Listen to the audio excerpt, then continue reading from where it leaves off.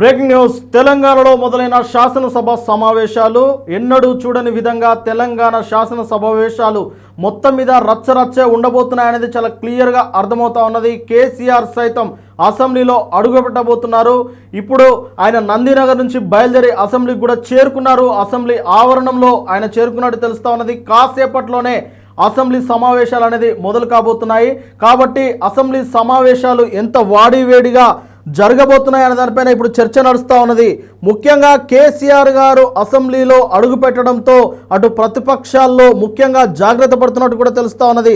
అయితే ఏ అంశాలపైన ఈరోజు చర్చించే అవకాశం ఉంటుందనే దానిపైన ఇప్పుడు సర్వత్రా ఆసక్తి నెలకొంది. మొదటగా గవర్నర్ గారి ప్రసంగం ఉంటుంది. గవర్నర్ ప్రసంగం ముగిసిన తర్వాత చర్చలకు అవకాశం ఉంటుంది. అయితే రాష్ట్ర రాజకీయాల్లో మహా సంగ్రామం మొదలైందని చెప్పవచ్చు. నేటి నుంచి అసెంబ్లీ సమావేశాలు ప్రారంభం అయ్యాయి. అయితే రేవంత్ రెడ్డి గారు అలాగే కేసీఆర్ గారి యొక్క హై వోల్టేజ్ పోరు కొనసాగనున్నట్లు చాలా క్లియర్గా అర్థమవుతా ఉన్నది. ఈసారి అసెంబ్లీ చర్చ వేదికగా కాళేశ్వరం ప్రాజెక్టు దాని యొక్క పరిమితులు కావచ్చు, దానికి సంబంధించిన బడ్జెట్ కావచ్చు, దానికి అలొకేట్ చేసిన లొకేషన్ కావచ్చు, దానిపైన చర్చించే అవకాశం ఉంటుంది.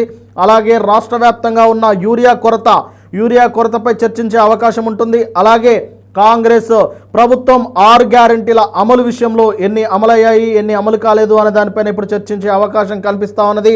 కాళేశ్వరం ప్రాజెక్టు యొక్క ఖర్చులు, నాణ్యత, మరమ్మతుల బాధ్యతపై అంశాలపై కాంగ్రెస్ ప్రభుత్వం ప్రశ్నలు కురిపించే అవకాశం కనిపిస్తుంది. దానికి బీఆర్ఎస్ అధినేత కేసీఆర్ సమాధానంతో పాటు దాన్ని మరమ్మతు విషయంలో కూడా ప్రశ్నించే అవకాశం కనిపిస్తూ ఉన్నది.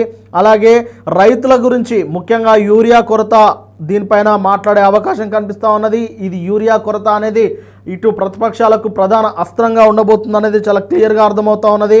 ముఖ్యంగా సరఫరాలో లోపాలు ఎందుకు, ముందస్తు ప్రణాళికలు ఎందుకు లేవు ఈ ప్రభుత్వానికి అనే దానిపైన కేసీఆర్ ధ్వజమెత్తే అవకాశం అయితే కనిపిస్తూ ఉన్నది. అలాగే కాంగ్రెస్ ప్రభుత్వం అమలు చేస్తానన్న 6 గ్యారంటీలపై ఖచ్చితంగా సభలో మాట్లాడే అవకాశం ఉంటుంది. ఎన్ని గ్యారంటీలు అమలయ్యాయి, అమరైన గ్యారంటీలో ఏవేవి లొసుగులున్నాయి, ఏవేవి లూప్ హోల్స్ ఉన్నాయి, ఎక్కడెక్కడ ఎంతమందికి ఇంకా లబ్ధి చేకూరలేదు, ఏ పథకాల పైన ఇంకా స్పష్టత రాలేదు అనే దానిపైన కేసీఆర్ మాట్లాడే అవకాశం ఉంటుంది. అలాగే 6 గ్యారంటీల మాటకే అంటే 6 గ్యారంటీలు మాత్రమే కాకుండా ఇతర అంశాలపైన కూడా ఫోకస్ పెట్టే అవకాశం అయితే కనిపిస్తూ ఉన్నది.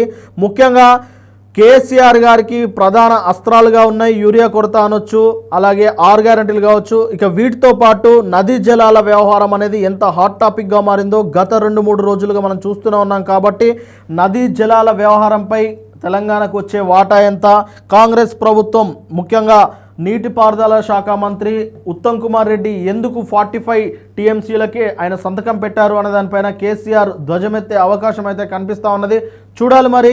ఇప్పుడే ప్రారంభం అయ్యాయి అసెంబ్లీ సమావేశాలు. మరి ప్రారంభ దశలో గవర్నర్ స్పీచ్ కూడా మొదలైంది. గవర్నర్ స్పీచ్ మొదలైన తర్వాత ఇక ఏ దానిపైన చర్చించే అవకాశం ఉంటుంది, ఆ చర్చలకు సంబంధించి వారి ఒక డిక్లరేషన్ ఇచ్చిన తర్వాత ఇక ప్రధాన పక్షనేత కేసీఆర్ గారు, ముఖ్యంగా ప్రధాన ప్రతిపక్ష నేత కేసీఆర్ గారు కూడా వారికి కూడా ఏ అంశాలపైన చర్చించే అవకాశం ఉంటుందనే దానిపైన వారందరికీ క్లారిటీ వచ్చిన తర్వాత మొదటగా గవర్నర్ స్పీచ్ ఉంటుంది. గవర్నర్ స్పీచ్ తర్వాత ఇప్పుడు గవర్నర్ స్పీచ్ ముగిసిన తర్వాత రేవంత్ రెడ్డి గారు మాట్లాడతారు.